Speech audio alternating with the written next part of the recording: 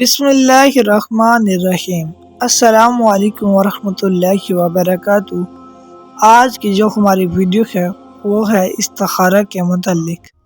حدیث شریف میں ہے کہ اللہ سے استخارہ کرنا اولاد آدم کی خوش بختی ہے اور اللہ سے استخارہ نہ کرنا اس کی بدبختی ہے۔ ایک روایت میں یہ بھی آیا ہے کہ ترجمہ ہے، نقصان نہیں اٹھاتا وہ شخص جو استخارہ کرتا ہے اور پیشمان نہیں ہوتا جو کوئی مشورہ کر لیتا ہے۔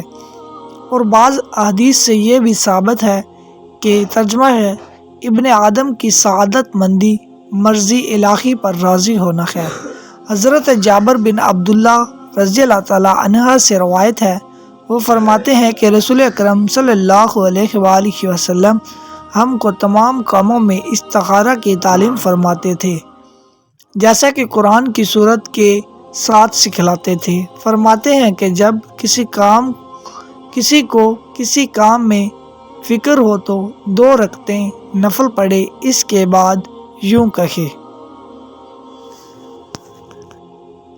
آپ نے فرمایا کہ جس شخص نے کسی کام کے لیے استخارہ کیا اور اس میں اللہ تعالیٰ نے کوئی فیصلہ کر دیا، مثلاً وہ مقصود پورا کر دیا یا اس سے دل کو ہٹا دیا یا ایسے اسباب بنائے جس سے وہ معاملہ خود ہی ہٹ گیا اور بندہ اس فیصلے سے راضی نہ ہو، تو یہ اس کے لیے جائز نہیں، یعنی بڑا گناہ ہے جس سے توبہ کرنا اور باز آنا واجب ہے۔